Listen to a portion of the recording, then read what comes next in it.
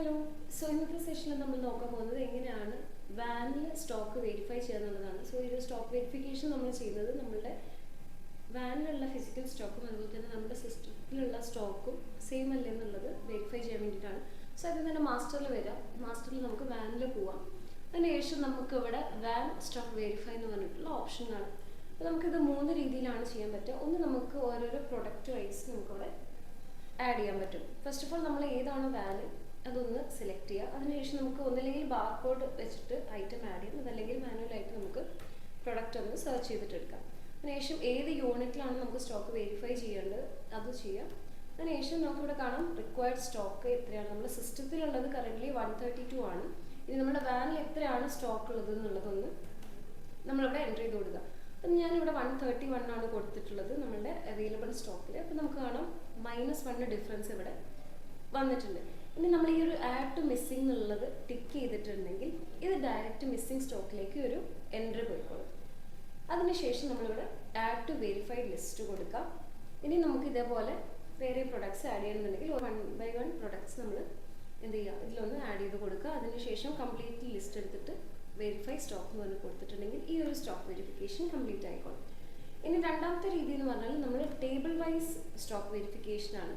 ഇതിൽ നമ്മൾ van select ചെയ്യുക. അതിനുശേഷം വാനിൽ തന്നെ നമ്മൾ പല പല കാറ്റഗറി ഓഫ് പ്രൊഡക്ട്സ് നമ്മൾ ട്രാൻസ്ഫർ ചെയ്തിട്ടുണ്ട്. മേ ബി ഫുഡ്, അതുപോലെ തന്നെ വേറെ ഡ്രിങ്ക്സ്, അങ്ങനെ എന്തെങ്കിലും ഒരു കാറ്റഗറി ഉണ്ടെങ്കിൽ നമ്മൾ എന്ത് ചെയ്യുക, ആ ഒരു കാറ്റഗറി ഒന്ന് ഇവിടുന്ന് സെലക്ട് ചെയ്ത് കൊടുക്കുക.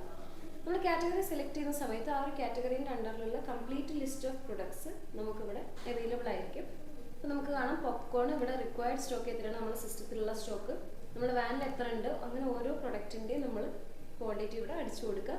അതിനുശേഷം യൂണിറ്റും കാര്യങ്ങളും ഇവിടുന്ന് സെലക്ട് ചെയ്യുക. അപ്പോൾ ഈ ഒരു ഒറ്റ വിൻഡോയിൽ തന്നെ നമുക്ക് ആ ഒരു ലിസ്റ്റ് ഓഫ് പ്രൊഡക്ട്സ്, ഒരു കംപ്ലീറ്റ് കാറ്റഗറി ഓഫ് പ്രൊഡക്ട്സ് നമുക്ക് വെരിഫൈ ചെയ്യാൻ പറ്റും. നമ്മൾ ഓരോരോ പ്രൊഡക്റ്റായിട്ട് വെരിഫൈ ചെയ്യേണ്ട ആവശ്യമില്ല. അതിനുശേഷം നമ്മൾ സാധാരണ പോലെ തന്നെ വെരിഫൈ സ്റ്റോക്ക് എന്നുള്ള ഓപ്ഷൻ കൊടുക്കാം. പിന്നെ നമുക്ക് വരുന്നത് യൂസിങ് ലോഗ് ഫയൽ എന്ന് പറഞ്ഞിട്ടുള്ള ഓപ്ഷനാണ്. യൂസിങ് ലോഗ് ഫയൽ എന്ന് പറഞ്ഞിട്ടുണ്ടെങ്കിൽ നമുക്കൊരു സാമ്പിൾ എക്സൽ ഷീറ്റ് ഉണ്ട്. ഈ ഒരു എക്സൽ ഷീറ്റ് നമ്മൾ ഡൗൺലോഡ് ചെയ്യണമെന്നുണ്ടെങ്കിൽ ഈ ഒരു ബ്ലൂ ഐക്കണിൽ ഒന്ന് ക്ലിക്ക് ചെയ്യുക.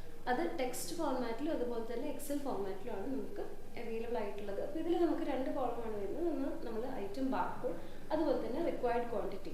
ഫോർ എക്സാമ്പിൾ ഇപ്പോൾ നമ്മൾ കോഫി പൗഡർ എന്നുള്ള ഒരു പ്രൊഡക്റ്റ് എടുക്കുന്ന സമയത്ത് നമ്മളുടെ സിസ്റ്റത്തിലുള്ള ക്വാണ്ടിറ്റി ഒരു 100, പക്ഷേ നമ്മളുടെ വാനിലുള്ള സ്റ്റോക്ക് ഒരു 99 ആണെങ്കിൽ നമ്മൾ റിക്വയർഡ് ക്വാണ്ടിറ്റീൻ്റെ കോളത്തിൽ നമ്മൾ 99 കൊടുക്കാം. അപ്പോൾ ഈ ഒരു -1 ക്വാണ്ടിറ്റി, ആ ഒരു ഡിഫറൻസ് എന്നുള്ള ക്വാണ്ടിറ്റി ഡയറക്റ്റ് മിസ്സിംഗ് സ്റ്റോക്കിലേക്ക് പോകും. അപ്പോൾ നിങ്ങൾക്ക് ഏതൊരു ക്വാണ്ടിറ്റിയിലേക്കാണോ ഈ ഒരു സ്റ്റോക്ക് അപ്ഡേറ്റ് ചെയ്യേണ്ടത് ആ ക്വാണ്ടിറ്റിയാണ് നിങ്ങൾ റിക്വയർഡ് ക്വാണ്ടിറ്റി എന്നുള്ള കോളത്തിൽ കൊടുക്കേണ്ടത്. പിന്നെ നമ്മൾ വെരിഫൈഡ് സ്റ്റോക്സിൽ വന്നിട്ടുണ്ടെങ്കിൽ നമ്മളിപ്പോൾ ചെയ്തിട്ടുള്ള കംപ്ലീറ്റ് സ്റ്റോക്ക് വെരിഫിക്കേഷൻ്റെ ടേബിൾ നമുക്കിവിടെ അവൈലബിൾ ആയിരിക്കും. സോ ഇത്രയാണ് നമുക്ക് സ്റ്റോക്ക് വെരിഫിക്കേഷൻ്റെ കേസിൽ വരുമ്പോൾ വേണ്ടതിൽ പറയാനുള്ളത്.